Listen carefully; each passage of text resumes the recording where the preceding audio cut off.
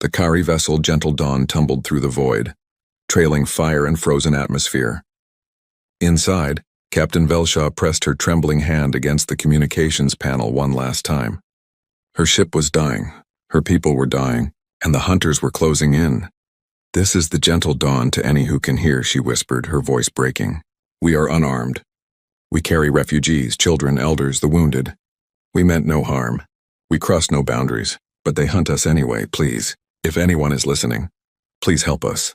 The message scattered across the galaxy like seeds on the wind. It reached 100 worlds, 1,000 stations, and almost everywhere it met the same response. Silence. The Galactic Council convened in their gleaming tower, light years away from the carnage. Ambassador Thexelon of the Vryn Collective folded his forearms and spoke in measured tones. "The Kari situation is tragic, but intervention would violate Protocol 17. We cannot risk conflict with the Kralith Pax over a single refugee ship." Around the council chamber, heads nodded. Voices murmured agreement. The mathematics of galactic politics were cold and clear. One ship, 300 souls, against the wrath of an entire predator species? The equation did not balance. The feed from the Gentle Dawn played on the central screen. Kari children huddled in corridors, their large eyes filled with tears. Elders sang soft songs of farewell. The ship shuddered under another plasma strike, and the council looked away. "Motion to observe and document," Thexelon declared. "All in favor?" The vote was unanimous. 50 light-years away, aboard the Kralith warship Bloodfang, Commander Jargoth watched the same refugee ship on his tactical display. His fangs gleamed in the red battle light of his bridge. Around him, his pack howled with anticipation. "They run like prey always runs," Jargoth growled, his clawed hand caressing the firing controls. "Let them broadcast their fear. Let the galaxy hear them beg. It makes the hunt sweeter." The Kralith were apex predators descended from pack hunters who had conquered their world through fang and claw. They had taken that same savage efficiency to the stars. Their codes were simple: the strong devoured the weak. Mercy was weakness. And the Kari, peaceful, fragile, defenseless, were the perfect prey. "Sir, their engines are failing," his weapons officer reported. "They will be dead in space within the hour."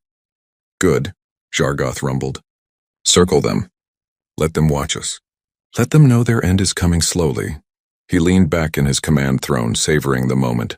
This is what the galaxy needs to remember. This is the natural order. His fleet of 12 warships moved into position around the Gentle Dawn like sharks circling wounded prey. They did not hurry. They did not need to. The hunt was already won. But the Gentle Dawn's distress signal had reached one more place. One more set of ears.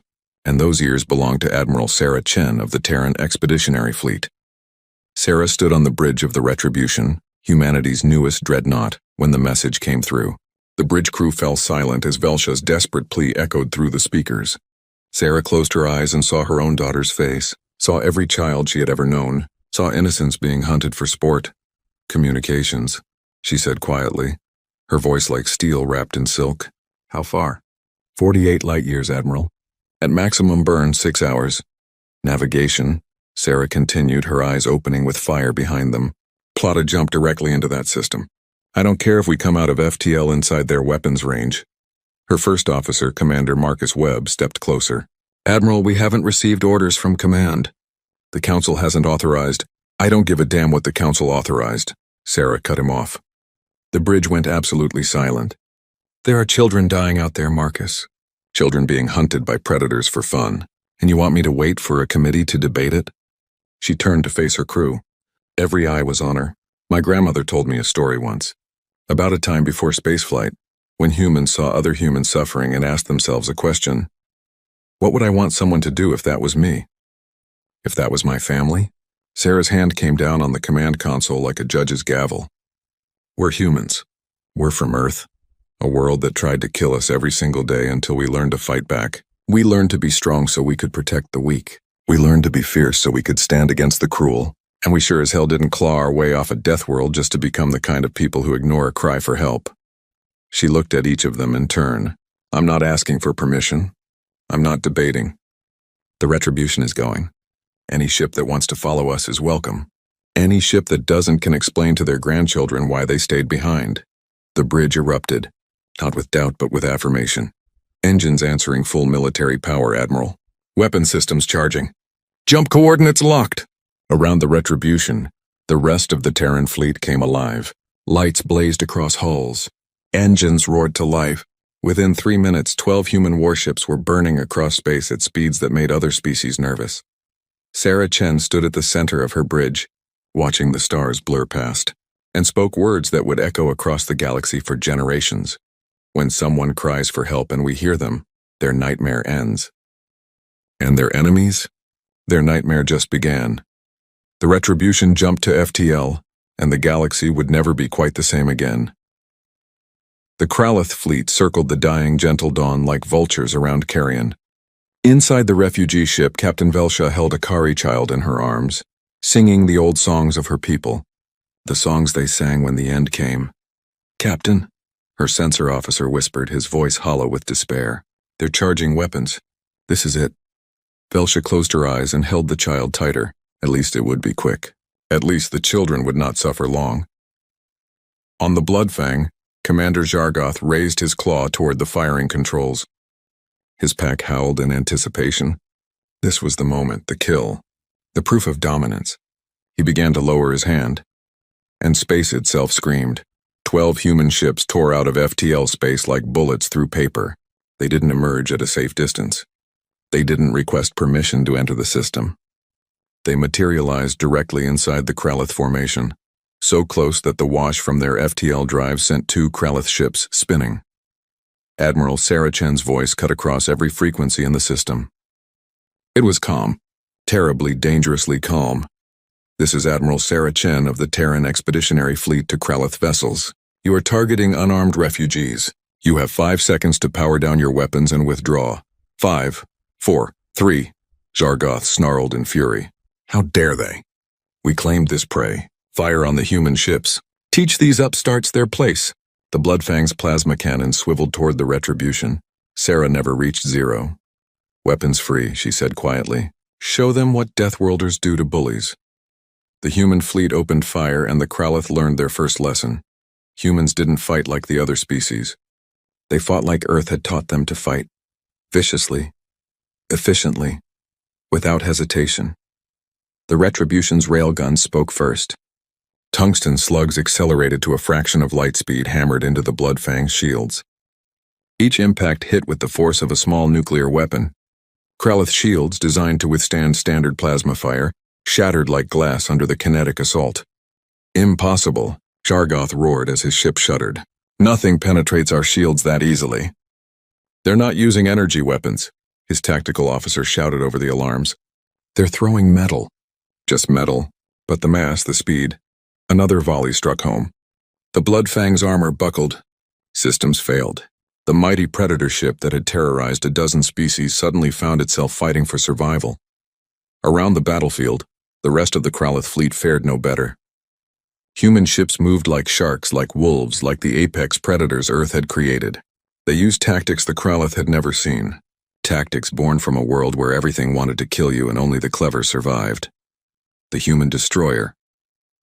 Defiant executed a maneuver that made Kraloth pilots' blood run cold. It dove directly into the firing solution of 2 Kraloth cruisers, forcing them to hold fire or risk hitting each other.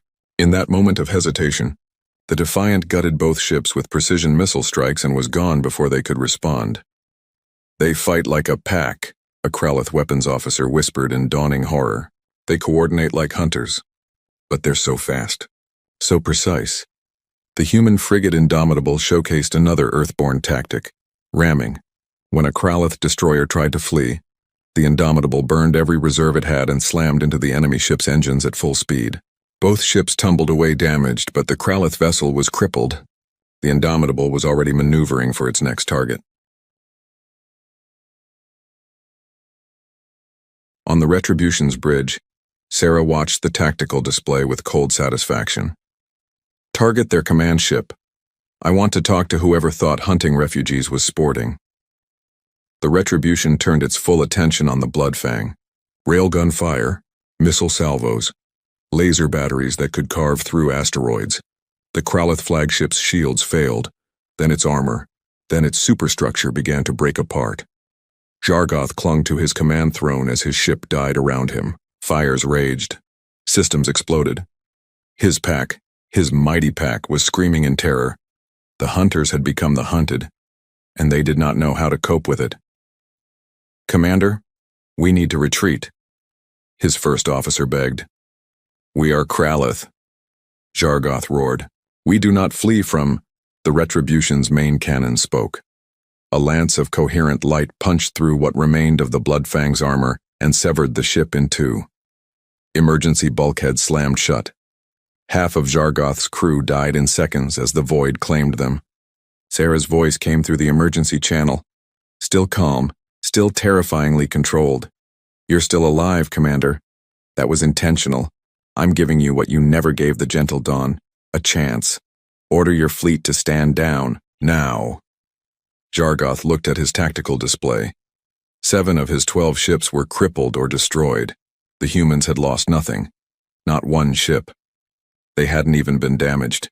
It had been 4 minutes since the humans arrived. 4 minutes. His hand trembled as he reached for communications. "All ships. Ceasefire. Ceasefire and withdraw." "Smart choice," Sarah replied. "Now get out of my sight. And Commander, spread the word. Tell every Predator fleet in the galaxy what happened here today. Tell them the humans have a new rule. You touch the innocent, you answer to us." The surviving Kralith ships limped away into the dark. On the Gentle Dawn, alarms suddenly stopped wailing. The targeting locks vanished. Velsha looked at her sensor display in disbelief. "Captain," her officer whispered, "the hunters, they're leaving. They're running away." "But who?" Velsha breathed. Her communications panel lit up. A human face appeared. Female. Strong features. Kind eyes that had just commanded terrible violence. Admiral Chen smiled gently. "Gentle Dawn, this is Admiral Sarah Chen. You're safe now. We're sending repair teams and medical personnel. Hold on just a little longer. The nightmare's over." Velsha felt tears streaming down her face. "Why?" she managed to ask. "Why did you come? No one else would." Sarah's smile turned sad. "Because on Earth we have a saying, the only thing necessary for evil to triumph is for good people to do nothing. We heard you crying. How could we do nothing?" The news spread across the galaxy like wildfire through dry grass. Within hours, every species knew. Every government had seen the footage. Every military had studied the tactical recordings. The humans, those strange newcomers from the Deathworld called Earth, had done the impossible. They had heard a cry for help and answered it. Alone. Without permission. Without hesitation. On the Galactic Council Station, emergency sessions convened. Ambassador Thexelon of the Vryn watched the battle footage for the 5th time, his forearms trembling slightly. "They arrived in 4 hours, he whispered. "We were still debating committee protocols. They crossed 48 light years and engaged a Kralith fleet in the time it took us to schedule a vote." The counselor from the Shireen Harmony spoke next, her voice carrying both awe and fear. "They violated 17 galactic regulations, crossed sovereign space without permission, engaged in combat without council authorization. Technically, they should be sanctioned." "Technically," agreed the representative from the Mexian Concordat. "They also saved 300 innocent lives that we abandoned. Lives we decided weren't worth the political risk." Silence fell over the chamber. It was the kind of silence that came when comfortable lies died in the light of uncomfortable truth. "The recordings show Kralith vessels fleeing from them," another counselor noted. "The Kralith, predators who have terrorized shipping lanes for centuries. They ran away like scared children. Because they encountered something they've never faced before," Thexelon said quietly. "Not a more powerful predator. Something different entirely. They encountered a species that fights not for conquest or pride, but for others, for strangers. The Kralith couldn't comprehend it." On the edge of Kralith space, Commander Jargoth sat in a medical bay, his body wrapped in healing wraps, his pride shattered beyond repair. Other Kralith commanders had come to hear his story, to understand what had happened. "They should have been easy prey," Jargoth muttered, staring at nothing. "Smaller ships, Fewer numbers at first, but they fought like, I don't know how to describe it. Like predators? Another commander suggested. No. Jargoth shook his head. Predators hunt for food, for sport, for territory. The humans fought like something we've never encountered. They fought like prey that refuses to accept its role. Like something that has been hunted so long, so hard that it learned to hunt back. And when they hunt, they don't play. They don't toy with their prey. He looked up at his fellow commanders, and they saw something in his eyes they'd never seen before in a Kralith. Genuine fear. They end you. Quickly, efficiently. Like you're a problem to solve rather than an enemy to dominate. They showed no joy in combat. No savage glee. Just cold, perfect execution. And the worst part? His voice dropped to a whisper. They weren't even trying to kill us. They were trying to save someone else. We were just in the way. The message spread through the Kralith packs like poison through water. Avoid humans. Never hunt in their presence. Never threaten what they protect. The cost is too high. Aboard the Gentle Dawn, medical teams from the human fleet worked alongside carry healers. Human engineers had stabilized the dying ship. Human supplies had fed the hungry. Human medics had treated the wounded with the same care they'd give their own. Captain Velshaw found Admiral Chen in one of the refugee compartments. The human admiral was kneeling beside a young Kari child, showing her pictures of Earth on a datapad. The child laughed at images of Earth's oceans, its mountains, its cities. Your world looks scary, the child said innocently. It is, Sarah agreed with a gentle smile. Very scary. It taught us to be strong, but it also taught us something more important, to use that strength to protect people who can't protect themselves. Velshaw approached and Sarah stood to face her.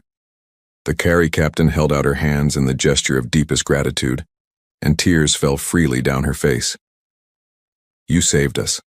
Not for gain, not for politics. You risked your lives for complete strangers. Sarah took Velshaw's hands gently. My species learned something painful over our history. We learned that the cruelest thing in the universe isn't predators hunting prey. It's good people having the power to help and choosing not to. We refuse to be that kind of people. But the cost, Velshaw protested. The political complications. The risk. How can you justify? How could I not? Sarah interrupted softly. Captain, every human on those 12 ships heard your message. We heard you crying for help. We heard children in danger. And in that moment, every one of us remembered that we're human. We come from a world that showed us no mercy. But that's exactly why we choose to show mercy. Because we know what it's like to be helpless, to be afraid, to be at the mercy of something stronger. She gestured to the Kari refugees filling the compartment. Children playing, elders resting, families reunited. This right here, this is worth any political complication, any sanction, any cost. Because years from now, when I'm old and looking back, I won't remember committee meetings or regulations. I'll remember that we heard someone cry for help and we came running. Velshaw pulled Sarah into an embrace, and across the ship, Kari and humans mingled. Language barriers fell away in the universal language of gratitude and compassion. Stories were shared, tears were shed, and bonds were forged that would last generations. The Gentle Dawn limped into the nearest neutral port 3 days later, escorted by the human fleet. The arrival was broadcast across the galaxy. Millions watched as Kari refugees disembarked, safe and whole. Watched as human and Kari crew members embraced like family. Watched as Captain Velshaw stood before the cameras and spoke words that would be repeated on 1,000 worlds. We cried for help, and the galaxy turned away, all except one species. The humans heard us. And they came. Not because they had to, not because it benefited them, but because that's who they are. They are the ones who run toward danger when others run away. They are the ones who fight for strangers like they're fighting for family. They are the Deathworlders who carry death to evil and life to innocence. She paused, her voice thick with emotion. The galaxy may fear them, but we will love them forever. In the weeks that followed, something changed in the galaxy. Pirates who once raided with impunity began to hesitate. Predator fleets that had terrorized shipping lanes grew cautious. Because word had spread. A new factor had entered the equation of galactic power. If you prey on the innocent, if you hunt the helpless, if you ignore the cries of those in need, you might encounter the humans. And if you do, you'll learn what every Deathworld predator eventually learns. There's always something more dangerous. Humanity didn't seek to rule the galaxy. They didn't demand territory or tribute. They simply made a promise, unspoken but absolute. Cry for help where we can hear you and we will come, not with political debates or careful calculations. We will come with fire and fury and an ancient human rage against injustice. We will come because someone has to. Because choosing to look away would cost us something. We value more than safety or politics or power. It would cost us our humanity. And that is a price humans will never pay. The Retribution and her fleet departed the neutral port a week later, bound for their next patrol. As they jumped to FTL, Admiral Sarah Chen stood on her bridge and looked at the stars with quiet determination. Somewhere out there, someone might be crying for help. Someone might be afraid, helpless, hunted. And if their cry reached human ears, their nightmare would end, and their enemy's nightmare would begin. Because that's what Deathworlders do. They survive the unsurvivable. They overcome the impossible, and then they use that terrible strength to protect those who can't protect themselves. The galaxy would remember the gentle dawn, would remember what happened when humans heard a cry for help, and in the years to come that memory would save countless lives, because predators would think twice. Bullies would hesitate, and the innocent would know. If you cry for help and the humans hear you, you're already saved, and your enemies? They're already dead.